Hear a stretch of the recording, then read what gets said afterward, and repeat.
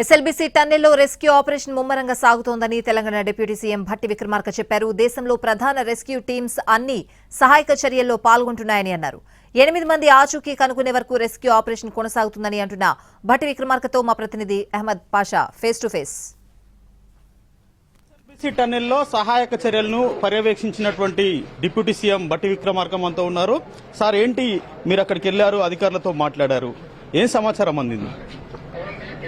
పూర్తిగా దేశంలో ఉన్నటువంటి రెస్క్యూ సంబంధించిన best of the best teams Indian army దగ్గర నుంచి మొదలు పెడితే మన రాష్ట్రంలో ఉన్నటువంటి వాళ్ళు, సింగరేణిలో ఉన్నటువంటి వాళ్ళు, నేవీలో ఉన్నటువంటి వాళ్ళు, కమాండోస్ అందరూ అక్కడ పనిచేస్తూ ఉన్నారు. సాధ్యమైనంత వరకు లోపల కొంత ప్రతికూల పరిస్థితులు ఉన్నాయి, వాళ్ళందరూ సీరియస్గా పనిచేయటానికి వీటన్నిటిని కూడా రాష్ట్ర ప్రభుత్వం క్లోజ్గా మానిటర్ చేస్తూ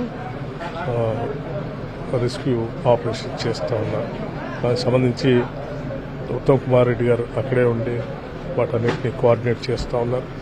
ముఖ్యమంత్రి గారు ఎప్పటికప్పుడు ఇక్కడి నుంచి కావాల్సిన సహాయ చర్యలన్నింటికీ రాష్ట్ర ప్రభుత్వం నుంచి ఏం కావాలో వారన్నీ కూడా ఇస్తాం. అంటే 4 రోజులుగా సహాయక చర్యలు కొనసాగుతున్నాయి. ఇక ఎప్పటి వరకు ఇది ఎప్పటి వరకు అనేది మన చేతుల్లో లేనటువంటి పని. అసలు ఏమంటే ఒక గంటలోనో అరగంటలోనో కావాలని కోరుకుంటారు.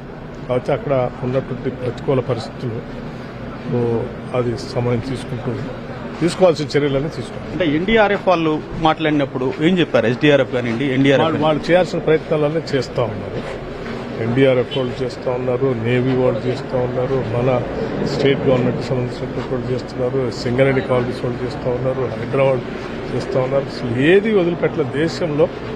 ఈవెన్ ఇంక్లూడింగ్ ముఖ్యమంత్రి గారు భారత ప్రధానమంత్రి గారితో కూడా మాట్లాడుతున్నారు.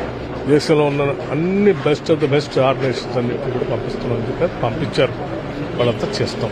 Thank you. సో మొత్తం మీద ఎస్ఎల్బీసీ టన్నెల్లో చిక్కుకున్న వారిని కాపాడడానికి, రక్షించేందుకు, వారి ఆచూకీ కనుగొనడానికి దేశంలో ఉన్నటువంటి ప్రధానమైనటువంటి రెస్క్యూ టీంలన్నీ కూడా ఇందులో పనిచేస్తున్నాయి. అయితే వీలైనంత త్వరలో ఆచూకీ లభిస్తుందని ఆశాభావం వ్యక్తం చేస్తున్నారు డిప్యూటీ సీఎం భట్టి విక్రమార్క.